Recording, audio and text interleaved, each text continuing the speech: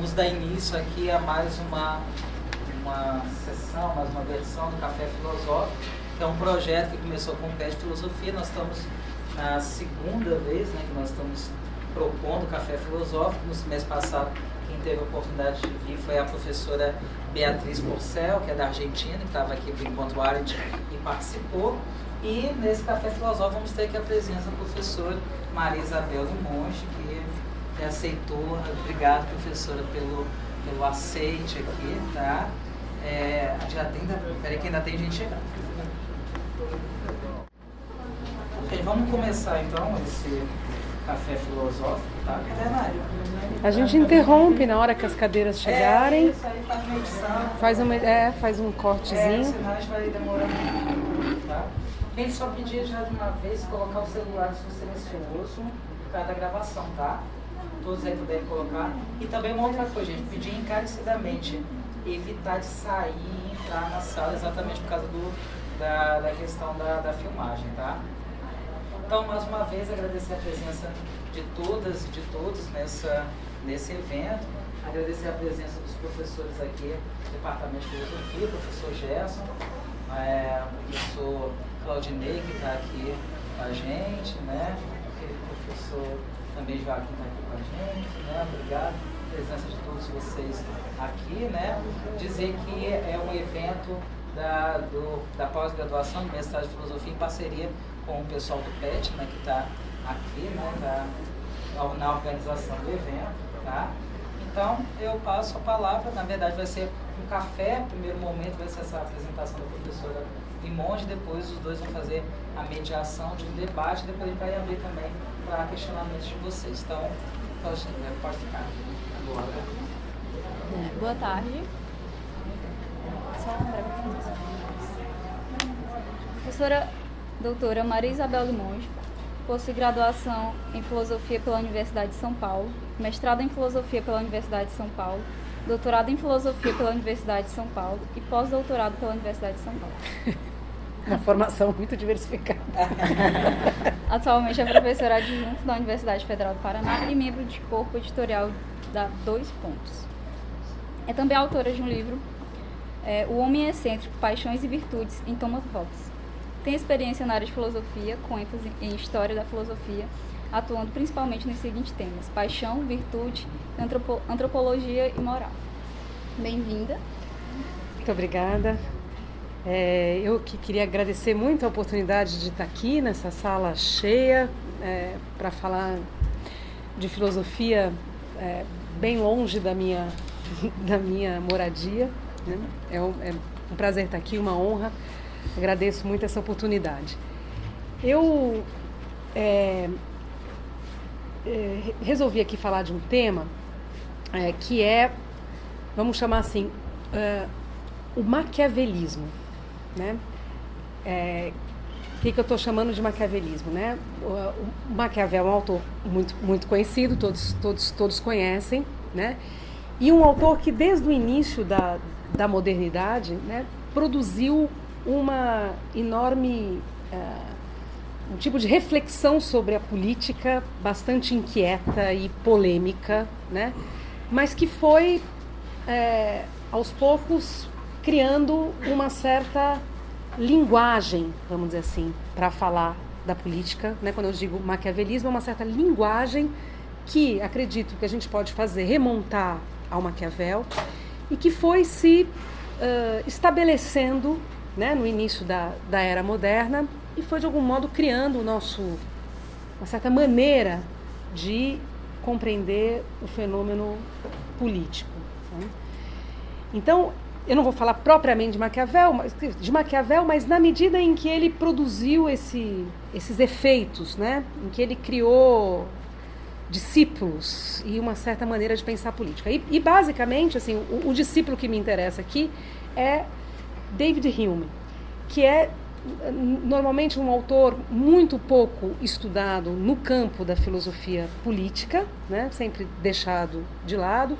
Eu tenho me dedicado alguns anos a estudar a filosofia política do Hume e num certo momento começou a me chamar a atenção a presença na obra do Hume, sobretudo na obra mais madura, nos ensaios políticos e na história da Inglaterra, dessa linguagem maquiaveliana, né? O Hume começa os seus primeiros escritos sobre...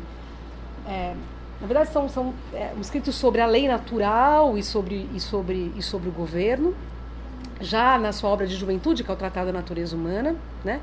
Com uma linguagem que é, podemos dizer, justnaturalista. Ele empresta uma linguagem que vem do Grotius, do Pufendorf, do Locke, trata lá das etapas de constituição da sociedade de uma maneira muito próxima dessa tradição.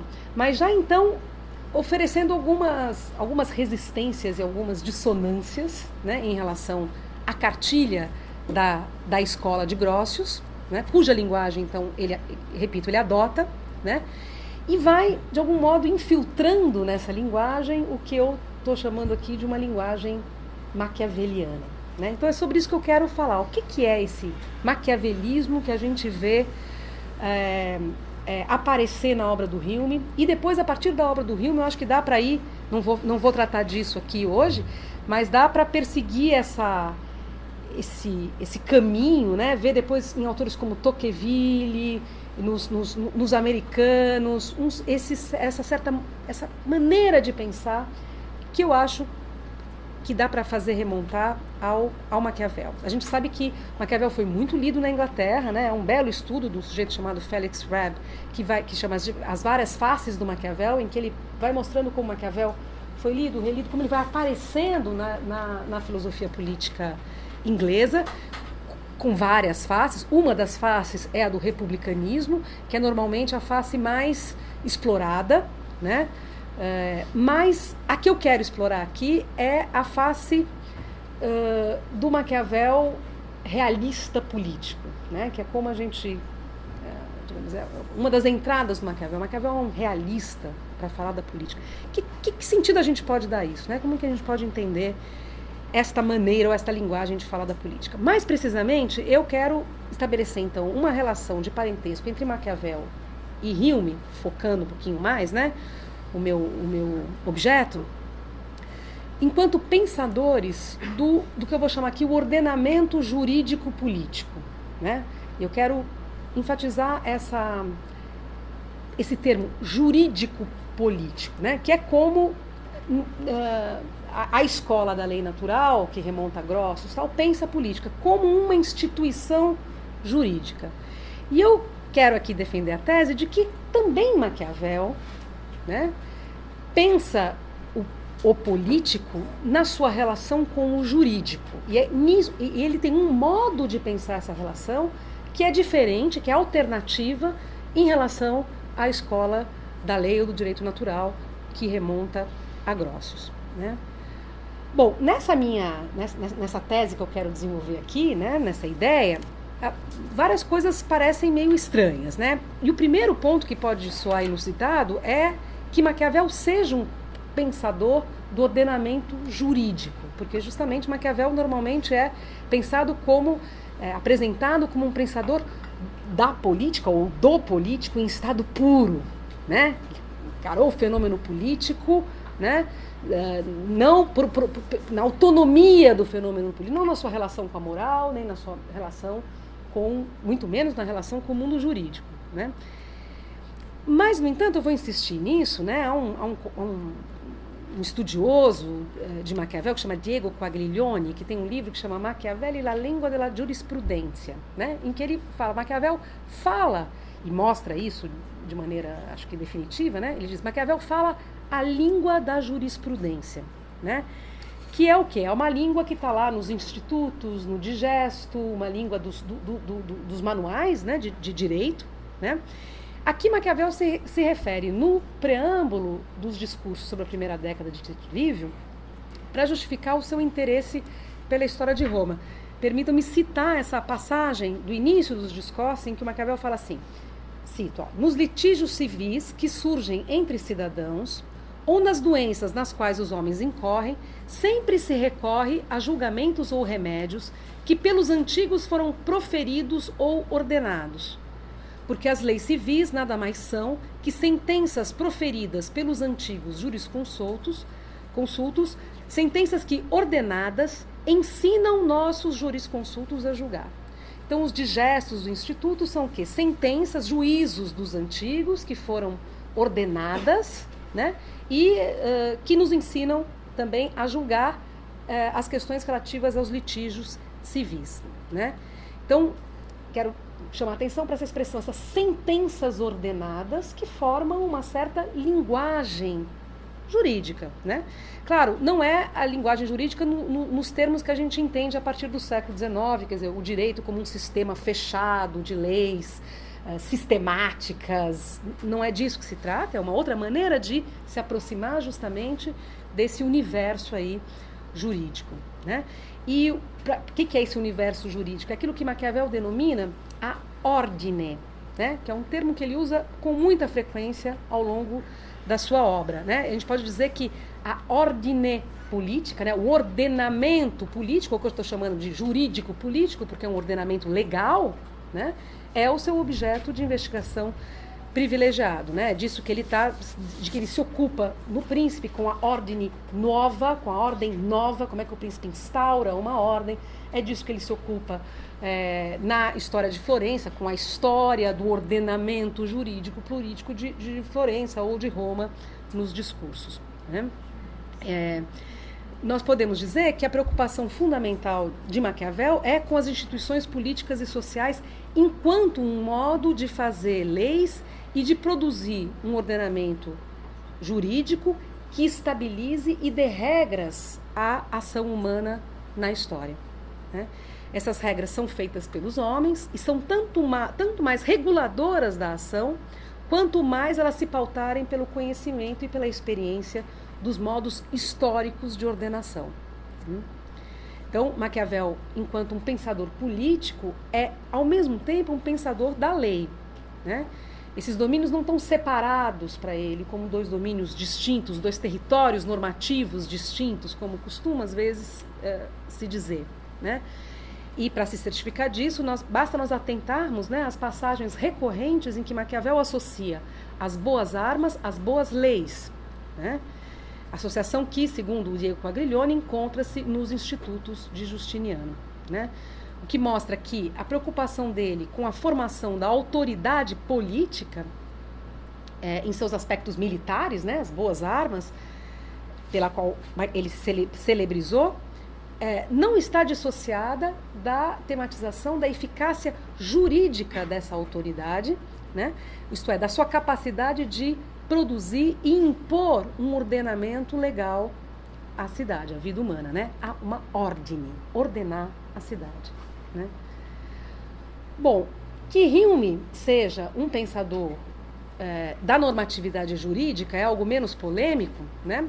Porque, como eu mencionei, já desde o tratado, ele adota uma linguagem da escola da lei natural, uma linguagem jurídica, ele fala de lei natural, das etapas de constituição da propriedade e depois de formação do governo, de uma maneira muito próxima, como eu disse, da escola da lei natural, e ele mesmo se autofilia a essa escola numa nota da investigação sobre os princípios da moral, e que ele diz, o que eu estou falando não é muito diferente do que Grotius já dizia, né?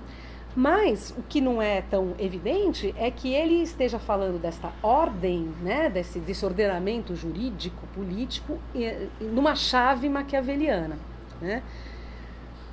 Isso é algo pouco explorado, mas há um estudo de um sujeito chamado Frederick Wieland, né, que quando eu gostei de ver, eu já estava, como eu disse a vocês, estudando o Hume, percebendo, né, essa linguagem maquiaveliana, quando me deparei com esse estudo que, para minha sorte, fez o trabalho por mim, né? O Wieland faz um trabalho muito detalhado em que ele compara passagens do Hume com Maquiavel, né? Vai mostrando certos temas do Maquiavel que estão presentes no Hume, né? Certas considerações sobre a natureza humana, a preocupação de retirar da história regras gerais em meio ao emaranhado acidental dos acontecimentos, né? O lugar atribuído ao conflito de classes e às disputas partidárias nas análises políticas, a teorização da justiça como uma instituição social, como um artifício, como uma criação humana, né?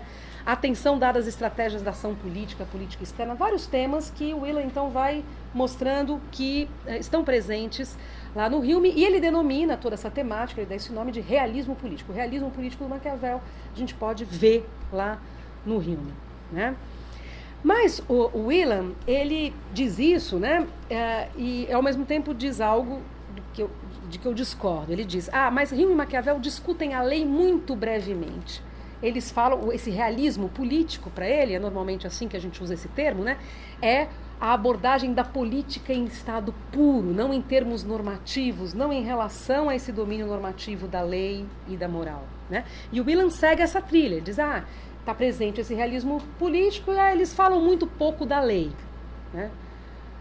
Ora, no caso do Hume, isso é evidente que ele fala bastante da lei, né? Ele tem de todas essas passagens do tratado. Aliás, a história da Inglaterra pode ser lida como a história da lei inglesa. Então, não é verdade que Hume fale pouco da lei, que o realismo político do Hume implique um silêncio sobre a lei. No caso do Maquiavel, eu argumentei aqui um pouco que também não é o caso, né? Que ele é um pensador da lei também, da ordem política enquanto uma ordem legal, né?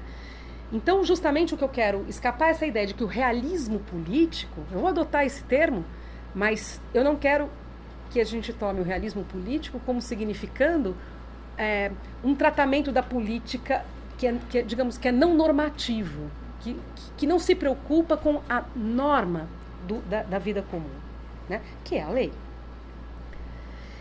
Então,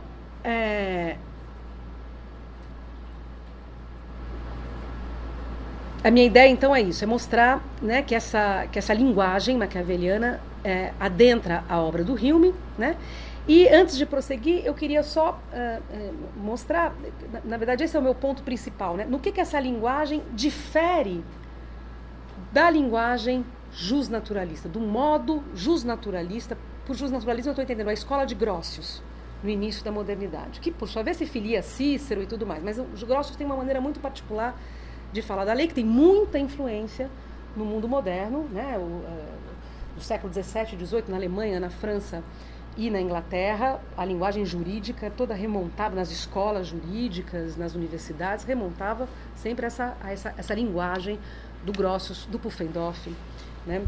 E na Inglaterra o grande expoente dessa escola é o Locke, né?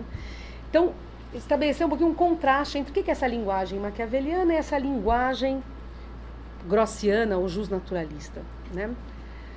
Bom, o Hume, como eu disse, embora se declare um seguidor do Grotius e esteja discutindo constantemente com essa escola, ele tem algo que salta aos olhos, em que ele destoa inteiramente dessa escola, que é o fato de que ele não recorre à noção de pessoa para contar a história da lei.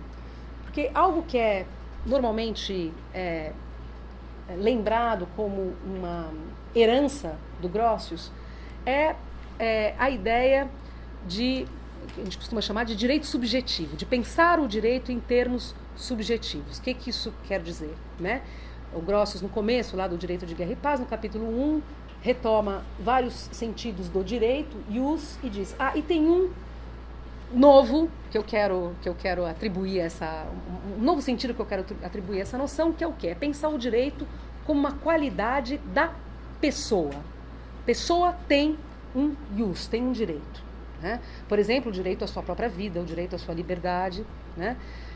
Isso, enfim, essa noção é muito importante, ela está na raiz do que a gente chama hoje dos direitos humanos, né? O direito não é algo que põe as pessoas em relação, mas algo que pertence às pessoas, uma qualidade jurídica das pessoas. Então, a gente pode dizer que isso é um dos grandes, um traço característico dessa escola, né? Pensar o direito a partir da pessoa, né?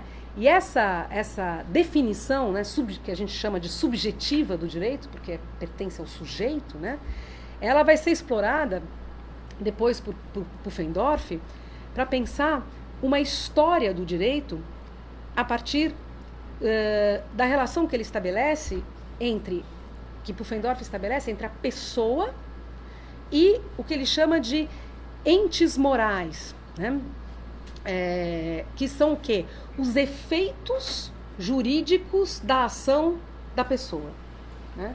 Então, a pessoa que é um sujeito jurídico, né, um sujeito de direitos, ela age e ela cria novas relações jurídicas. Por exemplo, o contrato é uma dessas relações jurídicas. É uma ação de uma pessoa jurídica que modifica as suas relações com as outras pessoas jurídicas. Ela se subordina ou ela, enfim, estabelece trocas, e ela faz isso enquanto uma pessoa jurídica. A propriedade é também pensada nessa tradição como um efeito jurídico de um ato da pessoa jurídica, né? Para Grossos e Pufendorf, esse ato é a ocupação. Eu ocupo a terra e isso me torna... eu ocupo aquilo que Deus deu em comum para todo mundo, e essa ocupação gera, né, um direito à ocupação, né? Quer dizer, os outros devem respeitar aquilo que eu ocupei. Bom, Locke depois aborda essa ideia e é famoso pela ideia de que o trabalho é o que gera a propriedade, né? Então, o trabalho é pensado por Locke como um ato jurídico. O trabalho não é só um ato físico de estar transformando a natureza. Ele é um ato jurídico porque ele é feito por uma pessoa jurídica que modifica a sua relação jurídica com as coisas. E implica e produz deveres nos outros de respeitar aquele direito, né? Então, na escola da lei natural, ou do direito natural, isso é um pouco ambíguo, porque certos autores a noção de direito é mais forte, em outros a noção de lei é mais forte. Então, vamos falar da escola da lei ou do direito natural, né? A noção de pessoa é central, né? E é a partir dessa noção que essa escola conta a história da lei. Uma característica dessa escola, né? O fato de que a lei tem uma história, né? Ela vai se modificando. A história social é uma história jurídica também. Quer dizer, eu trabalho, eu aro a terra, eu modifico as minhas relações jurídicas com os homens, depois eu formo o governo para proteger o direito que eu criei pela minha ação, e todas as ações jurídicas vão então engendrando uma história social, que é também, desde o princípio, uma história jurídica, porque ela é uma história empreendida pelas pessoas jurídicas, né? Então esse é um traço muito, muito, muito forte dessa escola, né?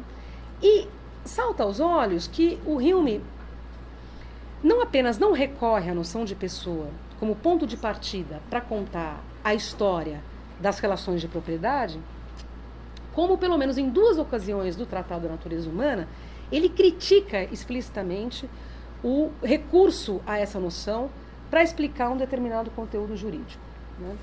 Uma dessas ocasiões é uma nota na livro 3, parte 2, seção 3 do tratado, né, em que ele critica a tese lockeana de que a propriedade, de que o trabalho gera direito, né, gera propriedade, isto é, direito ao fruto do meu trabalho, né? O Hume diz, mas como assim o trabalho gera?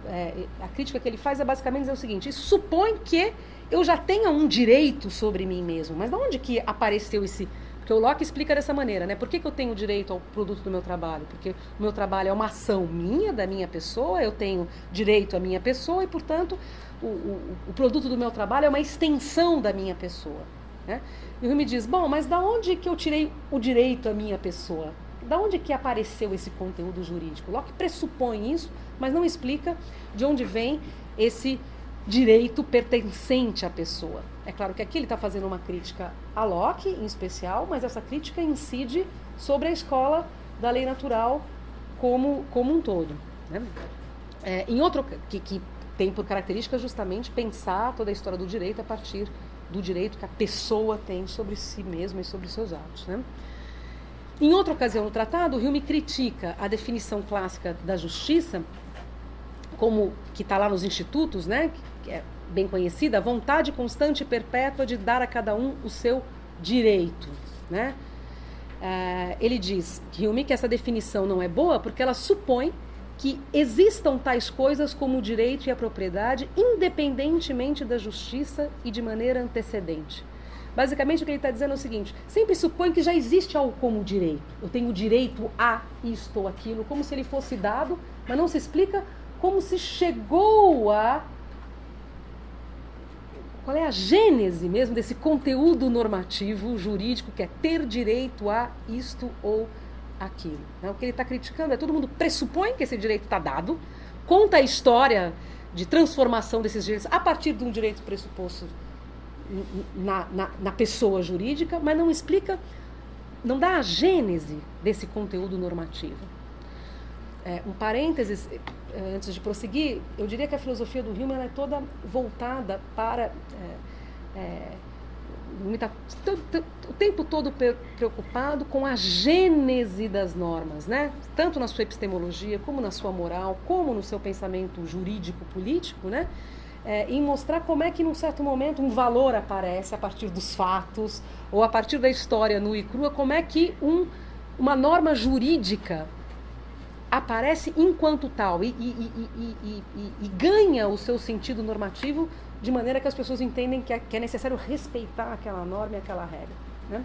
Então, o que ele está criticando na escola dos naturalistas é vocês não dão essa gênese, vocês pressupõem, vocês contam a história do direito, mas sobre a pressuposição da norma jurídica dada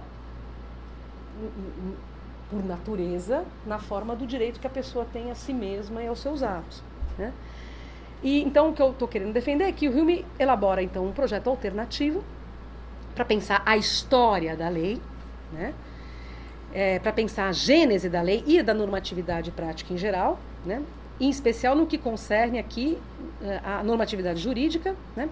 A partir vamos dizer assim, do fato histórico, né? Tomado como simples acontecimento, não interpretado desde o princípio a partir de categorias jurídicas, pensado como fato social e não como realidade jurídica. Né? Quer dizer, a escola da lei natural, Locke, acho que é um bom exemplo. Né? Ele vai contando a história social é de construção da propriedade, das relações de troca, da invenção do dinheiro, depois da invenção do governo, ele conta no segundo tratado toda essa história, mas essa história social é desde o princípio uma história jurídica, atos da pessoa jurídica que transformam as relações jurídicas dessas pessoas com as outras pessoas e com as coisas. Né? E o Hume, essa é a minha ideia, ele tem um projeto alternativo, né, que é pensar a gênese da normatividade jurídica a partir do fato histórico, do acontecimento, né, neutro do ponto de vista normativo. Né? E a minha tese é de que ele encontra em Maquiavel uma referência fundamental, pois o que caracteriza o modo maquiaveliano de pensar a ordem jurídica, né, a ordine jurídico-política, né, a ordem legal, é justamente pensá-la por referência ao extraordinário. O Maquiavel usa muito o termo ordine, né? E ele usa também o extraordinário, né? O que não está ordenado. Né? E ele pensa a ordine na relação com o extraordinário, com o que não está ordenado. Por exemplo, o tumulto da plebe romana, né, em relação ao Senado. Esse tumulto é gerador de lei para o Maquiavel, né? Mas ele não é em si mesmo um ato jurídico, ele é tumulto, ele é arruaça, ele é força, se vocês quiserem, né? Relação física, ou ainda a gente pode dizer opinião, troca de opiniões, né? Modos de pensar, mas que não podem ser capturados e não são corretamente descritos por uma linguagem jurídica. Então a gente pode dizer assim, né, que enquanto a escola da lei natural, que remonta a Grotius, faz uma história legal da sociedade, o Hume, amparado pelo Maquiavel, acho que ele busca essa referência no Maquiavel, faz uma história social da lei. Né? Como é que da sociedade, das relações sociais não descritas de uma maneira jurídica, a lei desponta como um elemento regulador dessas relações sociais. Né? Não sei se... Eu estou falando há quanto tempo? Posso falar mais um pouquinho? Pode.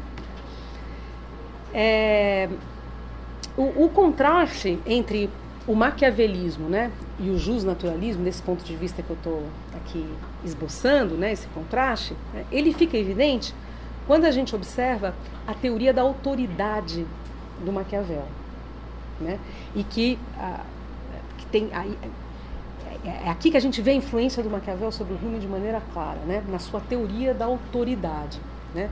O que é a autoridade para a escola do direito natural, né? A autoridade é o direito de fazer a lei, ou de fazer algo legitimamente, com legitimidade, né? Eu tenho autoridade de fazer isto ou aquilo, na medida em que a minha personalidade jurídica, né, assegura, sustenta da legitimidade aquele meu ato, né? Mas o Maquiavel tem uma teoria da autoridade justamente que não é pensada juridicamente, né? Para ser breve, né, tem duas teses importantes e inovadoras acerca da autoridade expostas por Maquiavel no Príncipe, né? Em primeiro lugar, ele mostra lá no Príncipe que a autoridade do príncipe, né, a autoritá do príncipe, é um termo que aparece ali, consiste na capacidade, o príncipe é o legislador, é aquele que vai impor uma ordem, né? Essa autoridade consiste numa capacidade de reunir forças em torno de si, em torno do seu empreendimento ordenador, né? O príncipe tem que se fazer interessar, né? A ordem que ele está impondo à cidade deve, de algum modo, interessar aqueles que estão sendo ordenados por ela, né? E é isso que faz a autoridade do príncipe. Não é que o príncipe tenha uma disposição legal para fazer a lei, né? Ele conquista essa disposição na medida em que cria uma disposição favorável ao seu processo de ordenamento, porque aquele processo interessa às diversas partes da cidade, né? Outro aspecto importante da teoria da autoridade maquiaveliana, né, é que essa autoridade, então, em primeiro lugar, como eu disse agora, uma disposição para reunir forças em torno de si. Quer dizer, o príncipe faz o seu empreendimento e as pessoas que se interessam por ele dão força a esse empreendimento. Maquiavel, quem lê o Príncipe sabe, né? Repete várias vezes que o príncipe tem que forçar, ele usa muito essa expressão, o seu empreendimento ordenador. Da onde ele tira essa força? Das pessoas que se interessam por esse empreendimento que o apoiam. Mas não só isso, um outro aspecto importante dessa teoria da autoridade é que não apenas a autoridade é força, nesse sentido que eu acabei de explicitar, como ela ela é força, capacidade de forçar, né? Mas que supõe uma capacidade de se fazer bem visto, né, por aqueles que se deixam ordenar, né? A ideia de que a autoridade, vou resumir dessa maneira, é força e aparência, né? Que o príncipe mobiliza todo um imaginário social, né, a favor do seu empreendimento ordenador. É isso, assim que a gente pode entender as famosas passagens polêmicas do capítulo 18 lá do Príncipe, em que Maquiavel diz o príncipe não tem que ser virtuoso, mas tem que parecer ser virtuoso, tem que parecer ser religioso. Quer dizer, ele tem que parecer ser aquilo que se espera dele, porque isso é condição para que ele possa ter autoridade para ordenar a cidade, né? Então, nesse sentido, a autoridade do príncipe é, vamos dizer assim, um fato social, não é uma autoridade legal, não é que ele tem uma disposição na sua personalidade jurídica, um direito de fazer a lei. Ele força a lei, ele produz, no âmbito dos fatos sociais, no modo como ele é visto, nas relações sociais, uma capacidade de ordenação, né? É isso precisamente que a gente vai ver de maneira muito clara no Hume, né? O Hume tem no início de um ensaio dele que se chama Origem do Governo, né? Ele tem uma formulação que se tornou muito famosa e foi repetida depois por outros autores. Por exemplo, a gente vê no Mill, que usa essa expressão também. O Hume diz assim, que em todo governo, diz ele, há uma perpétua luta intestina aberta ou secreta entre a autoridade e a liberdade, né? Nenhuma delas pode vencer a contenda, diz ele. Todo governo há essa luta entre a autoridade e a liberdade, né? Ora, a gente pode ler a história da Inglaterra como a narrativa dessa luta, né? Por liberdade, o que o Hume entende? Num primeiro momento, a ausência de lei, né? por exemplo, na história da Inglaterra, quando ele fala dos saxões, ele vai dizer, eles eram livres, por quê? Porque não tinha lei nenhuma, cada um fazia o que quisesse, né? Quer dizer, o que a gente chama de liberdade negativa, né? Na falta da lei, você pode fazer o que você quiser. Tem um outro sentido para a liberdade, né? Que é um governo livre, é aquele que é regulado pelas leis, né? Então, o que o Maquiavel está dizendo? Em que as leis estão acima das pessoas, ou da autoridade que as sustenta. Então, o que ele está dizendo? Há uma tensão permanente entre a autoridade e o ordenamento legal. Tem uma autoridade que sustenta esse ordenamento legal, mas essa autoridade também vai ser regulada, limitada por esse ordenamento que ela própria, de início, sustentou e ajudou a criar, né? Então, o que eu estou propondo é pensar, né, essa ideia do Hume, dessa tensão permanente entre autoridade e liberdade no sentido do ordenamento legal, né, em chave maquiaveliana, né? Guardadas as diferenças entre os tipos de instituições políticas e jurídicas que configuram, né, a liberdade romana para Maquiavel ou a liberdade inglesa para o Hume, guardadas as diferenças no modo como ambos concebem a estrutura da sociedade e dos conflitos civis que dão origem a essas instituições, a gente pode dizer que o Hume entende a liberdade inglesa como uma ordine, no sentido maquiaveliano do termo, né? Ou seja, um conjunto de instituições e leis que emergem das disputas políticas. Eu não frisei muito esse ponto na minha fala, é um ponto importante para o Maquiavel, né? A autoridade do príncipe, um ponto que ele acrescenta nos discursos, né? Não é só a autoridade do príncipe, mas é uma autoridade que ele cria, que ele constrói, se valendo das disputas políticas, né? Interessando a uma parte e a outra, que recorrem a ele como maneira de se defender da outra parte. Isso também aparece no Hume, na história da Inglaterra, muita referência aos conflitos políticos que vão se apaziguando em torno de uma autoridade que impõe uma lei, né? Então, guardadas as diferenças, eles têm isso em comum, né? O fato de que essa ordem nasce, né, desses conflitos sociais, das relações sociais, do imaginário social também, que termina por dar autoridade ao empreendimento ordenador. Uma autoridade que é primeiramente a autoridade do legislador e depois a autoridade da própria lei e da própria ordem jurídica que esse legislador ajudou a construir e que passa a regular a própria autoridade política, né? E a gente pode dizer que para esses autores o problema político está justamente aí, né? Nessa difícil relação entre a autoridade e a lei, né? Porque uma pressupõe a outra, né? Elas têm uma relação circular, e o problema político é saber como sustentar a ordem, né? E organizar a vida social, regular a vida social a partir dessa tensão, né? Então, para concluir, né, é isso que eu queria dizer, né? Que a autoridade, essa autoridade que sustenta a lei, né? Ela é pensada tanto por Hume quanto por Maquiavel, ou é pensada por Hume em chave maquiaveliana como força e opinião, né, e não como direito da pessoa a fazer a lei, né, como uma realidade social e não jurídica, né, e em que a autoridade então se constitui. E é a partir da autoridade assim pensada, né, como algo que ainda não está ordenado, que Hume pensou a gênese do ordenamento jurídico-político, em que consiste para ele a liberdade inglesa, né? É isso. O que eu acho que é interessante nesse esquema, né, é justamente pensar que esse ordenamento jurídico-político tem um lado de fora, vamos dizer assim, né?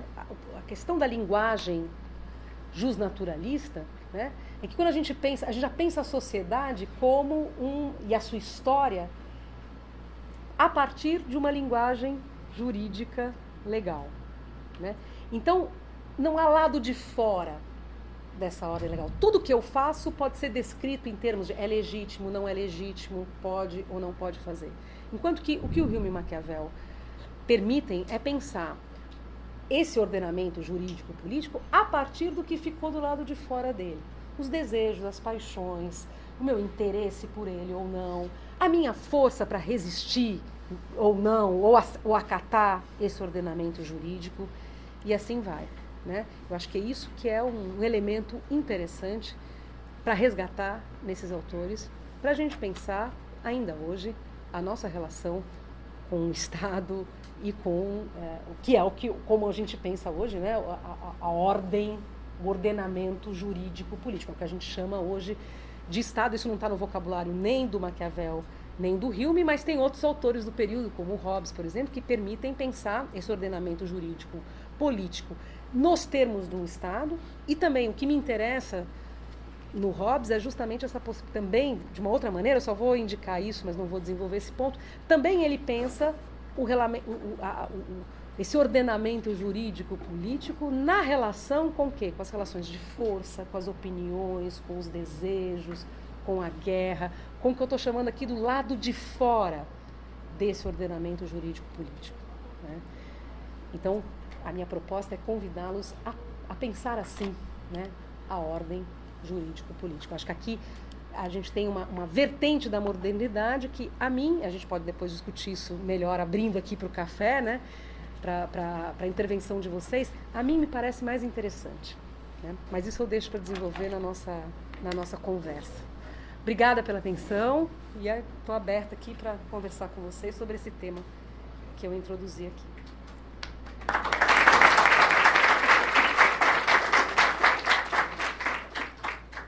Professora, e como o professor Fábio havia dito antes, o evento se dará em 2 momentos. Agora a gente vai abrir para perguntas da mesa, aí depois para o público. Certo, antes de iniciarmos as perguntas, registrar e agradecer a presença de alguns professores, né, que estão conosco, de modo especial o professor Vanderlei Carneiro, coordenador do programa de mestrado, né, em Filosofia, do professor José Ricardo, chefe do Departamento de Filosofia, e também dos professores Joaquim, Gerson, João Farias, Claudinei, Elielto e da professora Elivana.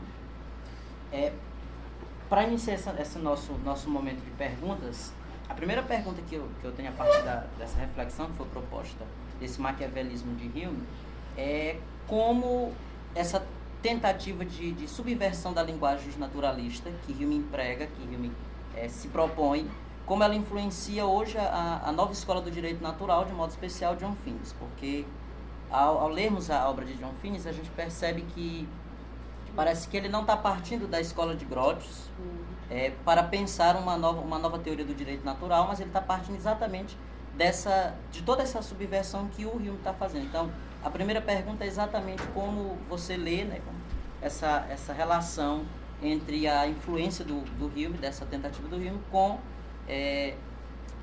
o pensamento da nova escola do direito natural. Respondo já? Antes... Pode ser. Eu não vejo, assim, aí você precisaria me ajudar, porque o Finnis é um tomista, né? Ele volta a São Tomás, né? E que seria, enfim, não é propriamente o Grotius a ideia de direito pessoal, tudo bem, tem uma mas é ainda está presente a ideia, digamos assim, que tem uma normatividade inscrita na própria natureza, né, a partir da qual eu vou pensar a norma civil, a lei civil, né? Então, o Finnis é ainda um teórico da lei natural, ao modo de São Tomás, né? Então, eu acho que, a princípio, me parece diferente disso que o Maquiavel e o Hume estão pensando, porque vão fazer a história da lei, né, mas a partir desse campo que é o quê? O imaginário social, a vida, as relações de força, e não uma norma inscrita desde o princípio na natureza, né? Eu trouxe essa questão exatamente porque em alguns momentos, né, parece que na leitura que eu faço do Finnis, parece que ele está, na verdade, tentando restabelecer aquilo que o Hume tentou desfazer, nesse sentido, que a tentativa do Hume é, na verdade, essa subversão, né, como você coloca muito claramente, dessa linguagem naturalista, né, tentando contar a história do direito, né, a partir de um outro ponto que não seja essa concepção de pessoa justnatural, né? E aí parece que o Finnis, é isso que eu estou querendo dizer, né, quando ele está trabalhando a ideia do direito natural, ele está exatamente tentando reconstruir algo que foi talvez desfeito. Por isso que eu nessa leitura que eu faço, eu imagino que ele tenha partido do Hume como um crítico, né? Não para se filiar ao que Hume fez, não para concordar, mas como um crítico daquilo que... precisaria ver, não sei, precisaria ver direito o Finnis exatamente o que ele está fazendo, mas a minha impressão é que não tem nada a ver com o Hume. O que ele faz é simplesmente, no interior da escola da lei natural, voltar ao momento anterior ao Gross, quer dizer, não pensar a história do direito a partir da noção de pessoa, que é, como eu disse, a grande novidade trazida no interior dessa tradição justnaturalista, que remonta a Aristóteles e Cícero, né? E que tem no tomismo um capítulo muito importante, muito decisivo, né? Que o que o Finis faz é retornar, né, a um momento pré-moderno dessa noção de lei natural, de direito natural, mas guardando o que me parece essencial, que é essa normatividade aí inscrita nas coisas. Mas não sei, precisaria aí depois ver o Finis com... Não vejo relação dele com o Riemann, que acho que são projetos muito diferentes nesse sentido.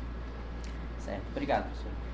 Uma segunda questão é sobre esse lado de fora, né, que foi apresentado como lado de fora do jurídico, né, que acaba apresentando, que é o que liga com o Maquiavel, né, quanto à natureza desse lado de fora, se seria um fenômeno político ou um fenômeno pré-político. Isso que está do lado de fora, esta vontade, se é uma vontade política ou uma vontade pré-política. Qual a natureza deste lado de fora? Agora você me pegou. Essa é uma questão que eu preciso pensar direitinho e priorizar bem, né? Bom, o que eu teria a dizer é o seguinte, o que é o político, né? Já é como é que a gente define o político, né? Se você for pensar em termos modernos, né? Por exemplo, a gente pode falar que o político em termos contemporâneos, a gente pode dizer, o político é, por exemplo, o domínio do conflito, a partir do Carl Schmitt, por exemplo, e vários outros. É o domínio do conflito. Aí você pode jogar até para o Maquiavel está chamando o político o domínio do conflito. Mas não, estritamente, nenhum moderno entende que o político é o domínio do conflito. Por exemplo, Hobbes, acho que é um bom exemplo, né? O domínio do conflito é pré-político. O que eles estão chamando, o que é o político é o momento em que o conflito e a violência passa a ser ordenada, justamente, né? Então já é o domínio das instituições políticas, né? Então eu não vejo na modernidade essa definição que se tornou contemporânea e que acho que a gente pode até usar, né, para caracterizar o político, mas lembrando que não vejo nenhum moderno que use o termo político para caracterizar o conflito puro e simples, embora contemporaneamente é uma das maneiras pelas quais a gente cerca, né, o domínio aí do político, até se diz, né, não é a política, quer dizer, não é das instituições políticas, é o domínio do que seria a experiência propriamente política, no que ela difere da experiência moral, no que ela difere da experiência estética, dos outros domínios da experiência humana, né? Então, a primeira dificuldade é isso, né? O que é eu não chamaria de político por conta desse problema vocabulário, quer dizer, é uma maneira de circunscrever o fenômeno político que não é o dos modernos, que são os autores que eu estou aqui lidando e organizando, né? Mas a gente poderia chamar de político, assim, é o domínio do conflito, sim, é o domínio da relação de forças, eu diria isso, assim, em termos maquiavelianos e humeanos, o domínio da relação de forças e das opiniões, o domínio do imaginário, né? O domínio do social também, como as opiniões circulam, né? A história da Inglaterra é um livro que está o tempo todo, né, mostrando como é que as opiniões vão circulando e criando novas realidades políticas, jurídicas, etc. Então, esse lado de fora, de uma maneira ainda um pouco tateante, porque realmente você me pega nessa pergunta, no sentido de que é algo que eu preciso formular, né, encontrar uma formulação bem precisa, porque ela é importantíssima no meu esquema. E anuncio para vocês, isso aqui tem a pretensão de virar um livro, né? Isso é um capítulo de um livro sobre o Hume e a história da Inglaterra. Então essa tese eu preciso, né, para virar livro, eu preciso cercar ela bem. Mas de uma maneira ainda tateante, né, eu diria isso, que é o domínio do... Eu usei essa expressão algumas vezes, mas eu não sei se eu estou feliz com ela no texto, do fato social. O fato social pensando nisso, as relações de interesse, de força e de opinião. Porque em termos maquiavelianos, as opiniões criam relações de poder, de forças, né? Outra maneira que eu me valho para pensar isso é do Hobbes. Agora eu vou introduzir esse autor na nossa conversa. O Hobbes faz uma diferença no Leviatã, que me parece muito importante, entre o que ele chama no Leviatã inglês isso não aparece, que ele usa o termo power, mas que no Leviatã latino fica claro que às vezes power traduz o termo latino potentia e às vezes traduz o termo latino potestas, né? Então o poder é bivalente para o Hobbes. Ele é potestas quando ele é capturado juridicamente. Então, por exemplo, o Estado tem a potestas de fazer a lei, de punir, blá blá blá, né? Mas ele também é potente, no sentido de que ele é força. E ele diz que os homens, no capítulo 10 do Leviatã, ele descreve as relações dos homens no estado de natureza como relações de poder no sentido da potência, que são relações, e a gente vai ver ali, também é um texto que eu acho que exala maquiavelismo, o capítulo 10 do Leviatã, porque o que são essas relações? São relações de honra, de glória, de opinião, de reputação, tudo isso que gera relações de poder, que são relações que eu diria sociais. O Hobbes não chamaria de políticas, porque elas são pré-políticas, antes da instituição de ordenação legal, jurídico, dessas relações de poder. Mas esse lado de fora, para resumir, eu definiria, em termos hobbesianos, como relação entre potência, né? Relações de poder no sentido não jurídico do poder. O poder enquanto, agora definido em termos maquiavelianos, enquanto força e opinião, ou enquanto reputação, que é uma ideia importantíssima. Então eles estão começando a cercar esse domínio do social, isso é novo no início ali da modernidade, que é o que eu estou chamando desse lado de fora, né, que precisa ser ordenado juridicamente. No Hobbes isso fica claro, né? Essa ideia de que o ordenamento jurídico-político é uma instituição, é um artifício. Ele vem para ordenar alguma coisa que não é capturada que não pode ser bem descrita por uma linguagem jurídico-política, que é a linguagem da política na modernidade, né? Então se chama de estado de natureza, podemos chamar de estado de natureza, que ficou de fora. Estado de natureza. Certo, obrigado, professor. No início da fala, né, ali tem você trouxe à tona, né, a importância da leitura do Maquiavel a Tocqueville, por exemplo, e tantos outros pensadores ali da Inglaterra. Pois bem, quando nós vemos ali a fundação dos Estados Unidos, se fala muito da influência do Hume ali quando se vai pensar a extensão do território norte-americano, né?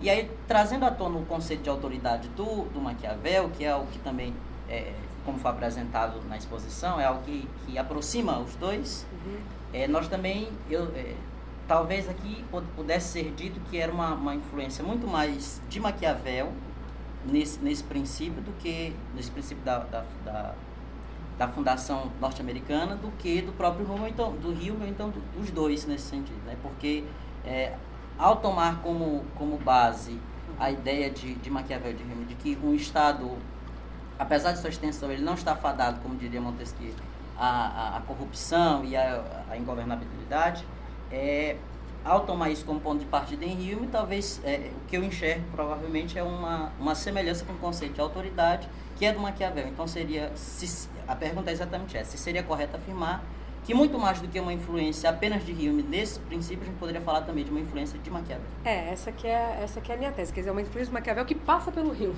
Maquiavel não chegou lá sozinho, né? Ele chegou pelas mãos do Hume. É isso que é a minha tese fundamental aí nesse porque a importância disso, porque isso dá muitos frutos, por exemplo, nos escritos ali dos falas americanos, né? Mas acho que o Hume é uma figura capital para pensar essa levada do Maquiavel ao mundo contemporâneo, na verdade, para pensar o quê? A democracia contemporânea, né? Que é isso mas isso ainda é algo que eu tenho que fazer, né? Para explicar direitinho esse segundo passo. Mas acho que é exatamente isso que você escreveu, né? O Hume, a minha tese é de que ele é o que está introduzindo o Maquiavel, trazendo o Maquiavel para a contemporaneidade, que ele é uma figura capital para entender o maquiavelismo e o modo como ele foi produzindo seus efeitos no pensamento político, agora já mais contemporâneo. E, por fim, né, a última questão que eu trago à tona, a título de digressão e também, aproveitando a última fala, né, que fala desse pensar a democracia contemporânea, né, como essa leitura que tanto Maquiavel quanto Hume fazem de um lado de fora do jurídico, que é importante de ser pensado, como ela nos pode servir de ferramenta conceitual para pensarmos, por exemplo, a crise do ordenamento jurídico-político do Brasil.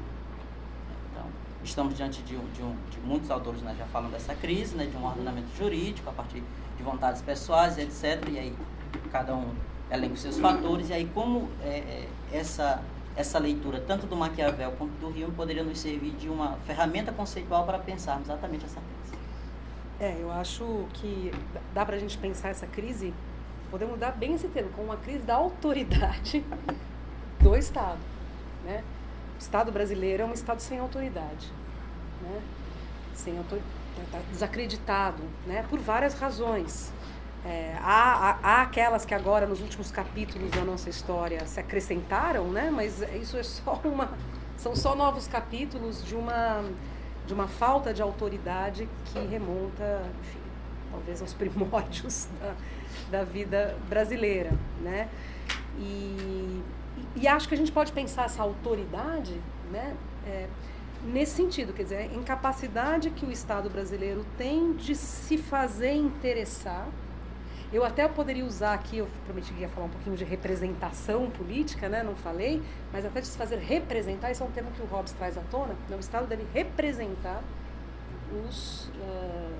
o lado de fora. Os homens que estão lá em guerra e desordenados entre si. Ou seja, ele tem que se fazer interessar. Porque se eu...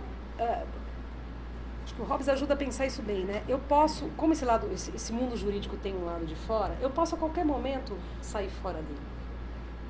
O Hobbes está o tempo todo preocupado com isso, toda a temática da sedição, da dissolução do Estado no Leviatã, essa ideia, bom, eu posso, legal, eu vou pensar que eu fiz contrato, que a partir daqui eu tenho relações jurídicas com as pessoas e que eu devo respeitar a lei, blá, blá, blá. Mas tem uma hora que eu olho e falo, quer saber? Vou mandar tudo para aquele lugar e vou me virar como eu posso, enfim, vou para a guerra, né? O Estado brasileiro vive, ele está sempre nessa, quer dizer, ele é um Estado exclusivo, né? Que exclui uma parte da sua população, quer dizer, que não inclui na lei de uma maneira radical, né? E ele produz, então, o quê? Uma ausência de autoridade, ele não consegue se impor, ele não consegue ordenar e regular as relações humanas, né?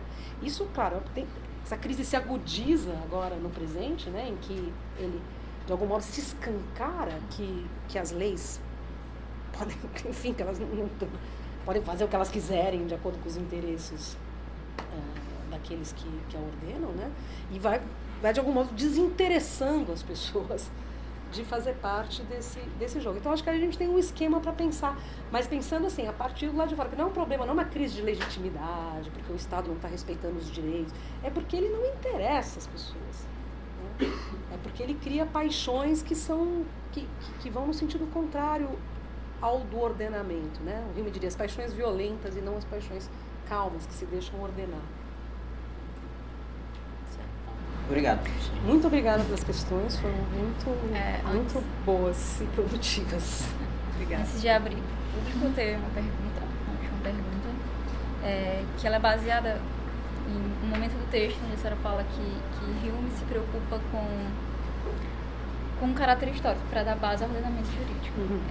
Então a pergunta é como a tradição justnaturalista atribui caráter histórico à justiça? O modo como eu exemplifiquei ali falando com o Locke, acho que o Locke é um bom exemplo, né? Uma característica dessa história, vários estudiosos que se aproximam da escola da lei natural chamam atenção para isso. A lei natural ali, ela tem uma história. Isso é característica dessa história grossiana. Acho que o Locke é um bom exemplo. Eu vou lá, trabalho e esse meu trabalho criou uma nova relação jurídica, o meu direito ao fruto do meu trabalho. Locke vai além. Eu tenho direito ao fruto do meu trabalho o que eu consigo consumir, diz o Locke. O que vai perecer, eu não tenho direito sobre esse produto. Mas quando lá na história se inventou o dinheiro, e eu posso trocar aquilo o excesso da minha produção por um pedaço amarelo de metal imperecível, agora eu já posso ter direito sobre o excesso da minha produção. Então, aquilo que no momento da história não configurava direito, o excesso, o que eu não consigo consumir, num outro momento da história, quando se inventou o dinheiro, aquilo pode gerar propriedade sem nenhuma contradição. Então essa ideia é que as relações jurídicas elas vão se modificando a partir das relações sociais. Enfim, você tem uma história social que é uma história da lei, ou seja, de conteúdos jurídicos que vão se transformando ao longo dessa história. O que não era configurava direito no momento dessa história, configura num outro momento e assim vai, né? Então, essa historicidade da lei é uma característica dessa escola, mas não só, também do Maquiavel. Também está preocupado, quer dizer, a modernidade traz isso de novo, né? A lei tem uma história e a questão é entender como é essa história, qual é o teor dessa história. No caso da escola justnaturalista, o que eu estou dizendo é que essa história é sempre uma história jurídica, das ações das pessoas e suas consequências jurídicas. E na chave do maquiavelismo do Hume é uma história das opiniões, uma história social que gera ou não ordenamento jurídico.